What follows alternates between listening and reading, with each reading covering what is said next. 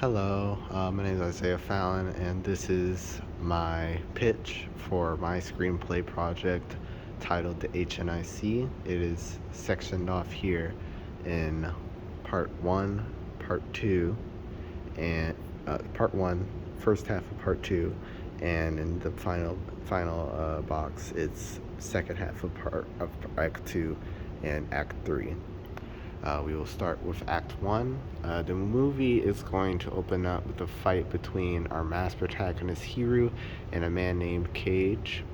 Hiru's hair is uneven, but he still fights with great control and vindication. Cage asks who he is, who his master assailant is, who is kicking his ass, and Hiru reveals himself, and this shocks Cage due to him and four other assailants thinking that he was dead after they murdered his wife, and they thought they murdered him, but no.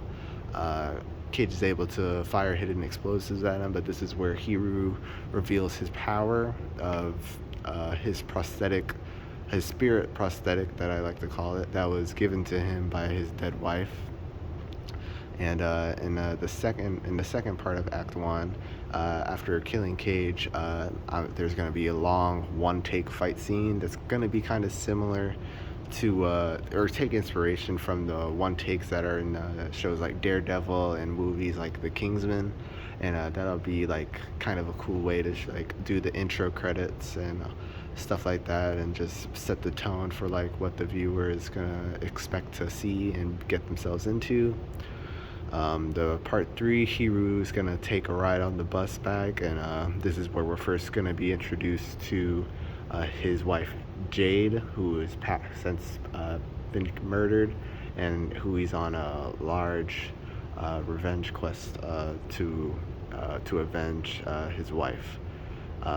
In this memory, it's just gonna be some more character development on him and his wife, and like their relationship and how like good it is, and we'll get a feeling for who she was as a person. And one thing that's going to be a huge part in this screenplay are music and hairstyles. In this memory, Jade is going to be doing Hiru's cornrow hairstyle, dreads, and that's his power. That's what he looks like when he powers up, because the spirit of Jade actually is who's tightening Hiru's cornrows. And I just thought it was a fun little concept. And part four of Act One, Hiru is going to arrive at his hideout. This is where we're going to be introduced to his brother-in-law Lamont, who is also his best friend. Lamont is the brains of the operation. He upgrades Hiru's spirit prosthetic, and he also, in this scene, he breaks down how this works. He explains how it was given to Hiru by Jade, and how spirit prosthetics are only capable of being made in Lamont and Jade's family heritage. It goes back to like slavery and stuff like that. And in this film, it's going to be a lot of messages of a lot of black messages and black empowerment, as these are all going to be black characters, and it's going to be influenced a lot by the culture and expose like problems and all that, while still being a pretty cool fighting film. We're going to move to Act 2. In the first act of Act 2, Part 1, Lamont brings up that three of the people on their hit list are going to be at this club called the Black Azalea. And in the start of Act 2, it's going to be a long one take where Hiru is going to enter into the club, and it's just going to pan out, and it's just going to show like the coolness, and it's be really creative, and show how cool the club is. And Lamont is going to be directing Hiru to where he needs to go to find the next target, who is a man nicknamed Abstract. And Hiru is going to get dragged into a painting due to the Abstract's fighting method. The Abstract is going to end up being a blind man named Corey, and It's going to be just a pretty cool abstract world. It's going to be pulling into a watercolor style painting of Hiru and Jade's old home, and the abstract's going to break down how him and Jade used to run with the people who the very people who portrayed them. And this fight scene is going to be a pretty cool change of style, as we're gonna notice certain hindrances that are in Hiru's spirit prosthetic, as if it becomes overwhelmed with emotion. If Hiru becomes overwhelmed with emotion, the effectiveness of the spirit prosthetic won't be as powerful. It's important for Hiru to maintain control as he fights. But although this weakness is going to be exposed, he's going to be able to pull it together and come back to defeat the abstract and take another name off the list. But this is going to exhaust him, and he's going to be captured by the other two assailants who took part in murdering his wife. They're going to be twins, and their code names are the Water Lilies, as they're from the Congo Republic, and these two are going to be pretty interesting characters, as the show will also show backstory on the modern day slavery that goes on in the Congo Republic, and how they grew up in the mines of the Congo and stuff like that. And it's just gonna be pretty interesting characters to look into. But aside from that, Hiru wakes up. He's gonna be tied up, and his spirit prosthetic is gonna be sealed by a contraption.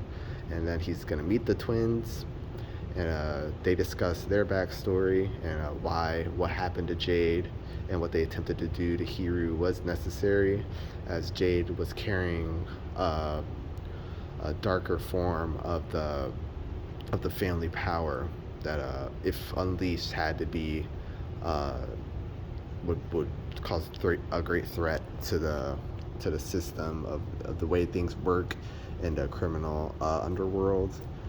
And they said that there's a procedure that they're going to attempt to try to remove the power from the spirit prosthetic, because before Jade died, she passed on her power to Hiru with her last breath. And the procedure starts, and it's going to force Hiru to relive the events of his wife's death all over again. It's going to show him being critically injured and losing his arm, and Jade being fatally stabbed by the twins. Even though they try their best, the sheer numbers and the skill of the assailants are going to overpower them. They're going to lose. Jade, with her final breath, transfers her power and her spirit into Hiru, causing the formation of the prosthetic. The strain of these memories is going to cause the energy of the arm to overflow, and the earpiece that is in Hiru's ear that Lamont was directing him on where to go from is going to fall out, and a little fail-safe is going to happen, where once it hits the floor, it sends a loud shockwave, which fries all the technical equipment that Lamont placed into it in order for situations like this. And it's just going to be a really cool fight where Lamont actually ends up showing up once Hiru seems like he's about to get overpowered, and together they take out the twins. And in this fight, Hiru is also going to gain a new ability with his spirit prosthetic, where he's going to be able to look into the spirits of others to gain more background on who exactly the leader of the assailants were that night. In the second half of Act 2, Part 1, with the twins killed, Hiru uses this newfound ability to kind of see where the twins came from and why they did what they did, and more importantly, who the leader of the group was. It shows their hardships living in the mines of the Congo, and as well as the hardships of a lot of the other people that Hiru knew along the way that were in the criminal underworld.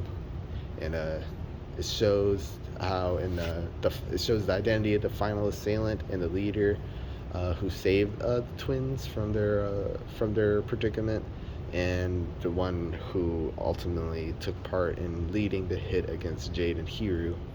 The memories reveal that the leader is none other than Jaden Lamont's father, whose name is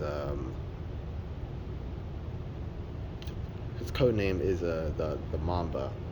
That's probably going to change eventually, but his real name's Taylor Carter. Um, this reveal shocks Hiru and Lamont to not just because it's Lamont and Jade's father, but Taylor Carter was also a father figure to Hiru, who taught him how to fight, and was also a father figure to him. Uh, Hiru and Lamont eventually plan out their attack on Taylor Carter to get revenge. Hiru tries to tell Lamont that he shouldn't join him because it's his own father and he might just get in the way. But Lamont says that he's as committed to bringing the killers to justice as Hiru is. Sorry. Uh, Taylor is located at his old home where he raised the three of them, and a flashback shows where Hiru and Jade first develop feelings for one another, and this also breaks down more about how the power works of the spirit prosthetic. The power that is in the heritage of the Carters, Jade and Lamont's family. It can only be born into, like Jade and Lamont are, as Lamont doesn't have as much power, but he has the power of telepathy and increased intelligence due to the power that he was born into, or the power uh, can be gained by love, which is how Hiru comes into power of it. But that is a very rare uh, case of it. Hiru and Lamont eventually start to fight Taylor Carter. I'm going to flesh out more of the story and the scenes as I write this, but the fight is fierce, and but distracted, Lamont is hurt badly. This enrages Hiru, which in his rage kicks off his fighting up a notch. However, being the badass that he is, Taylor is able to inflict a critical blow against Hiru. This forces him to use his final move with the sacrifice of his life. With the arm, he forms a full spirit form of Jade, his wife, and together they are able to kill Taylor Carter, and Hiru dies as the after effects of the using his final form.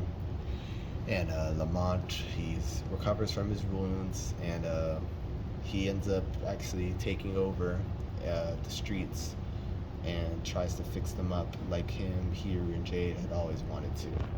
And that is pretty much the Cliff Notes version of my screenplay, and it's going to be more fleshed out, it's going to be more interesting, and a lot of things are going to be pretty exciting to hopefully read, and I hope you enjoy it once the full thing is written. Thank you.